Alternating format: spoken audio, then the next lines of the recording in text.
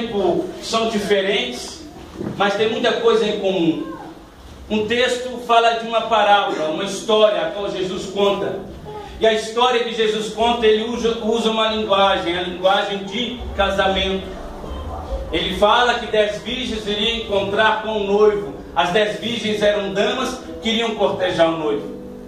Era uma história, uma parábola. No outro texto já é diferente, porque ali já é uma pessoa dialogando com Jesus. Ali já não é uma história, ali já não é uma parábola. É uma pessoa vivenciando uma situação e dialogando com Jesus. Enquanto um é uma parábola, o outro é uma experiência pessoal de uma pessoa, as duas histórias têm algo muito em comum entre elas. Eu trago como subtítulo, porque o título da vigília é Jesus está voltando. Eu trago como subtítulo a esta vigília: é quase meia-noite, o que me falta ainda?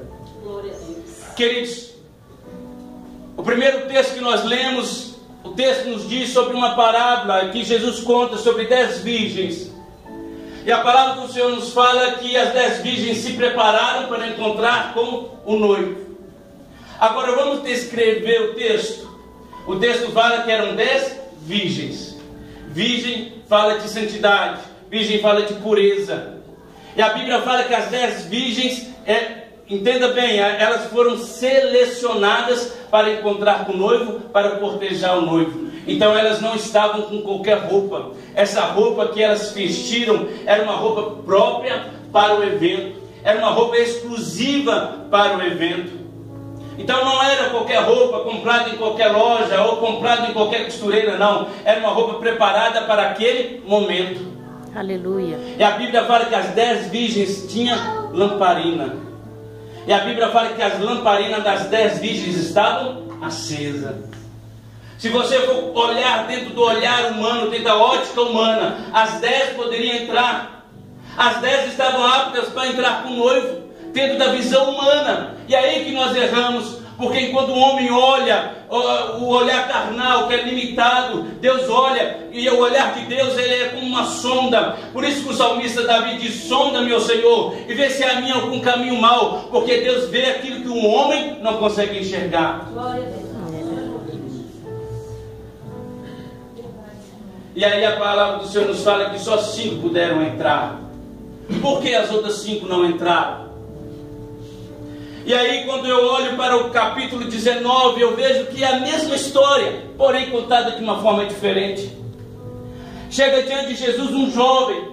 Se você chegasse hoje diante dos pais dele, diante dos familiares, diante dos vizinhos, diante da sinagoga daquela época judaica, e perguntasse: o que você tem para me falar do jovem rico?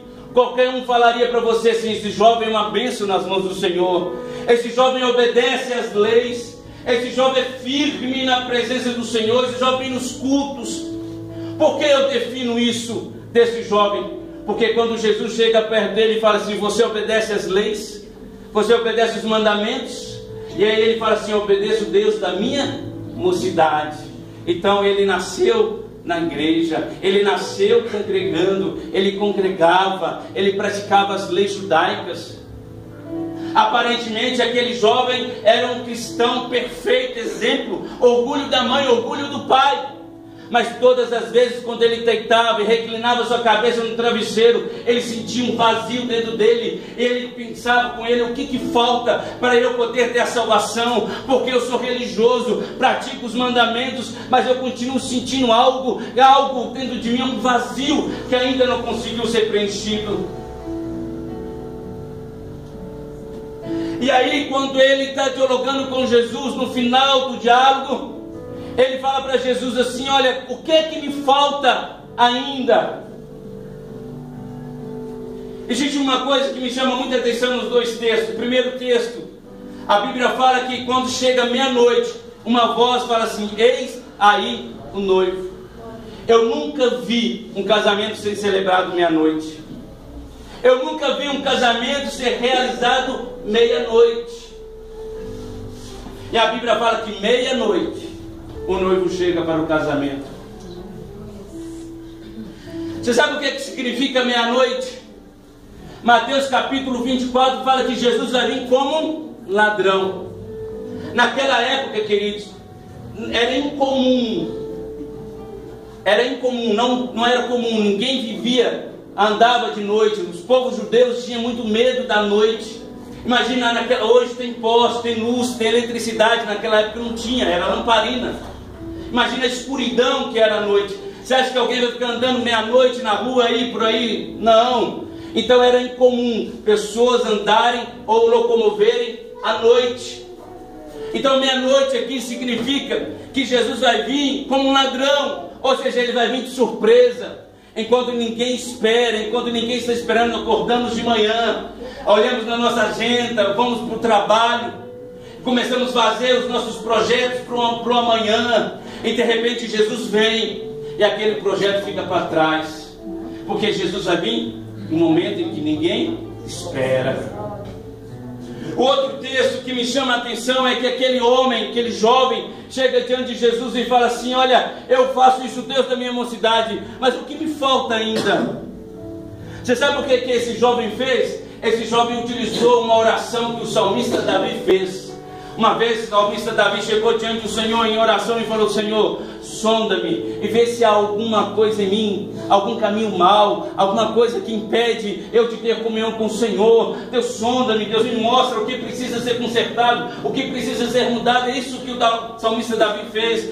É essa oração que esse jovem fez para Jesus. Ele falou: Jesus, então me mostra o que eu preciso fazer para que eu possa sentir o prazer da salvação. Você sabe o que tem acontecido no nosso tempo? Temos vivido uma vida religiosa, vindo na igreja, pregamos, cantamos, tocamos, somos membros, somos mantedor da obra, mas quando nós deitamos no nosso travesseiro, nós continuamos sentindo vazio e não sentimos a alegria da salvação. E aí o que me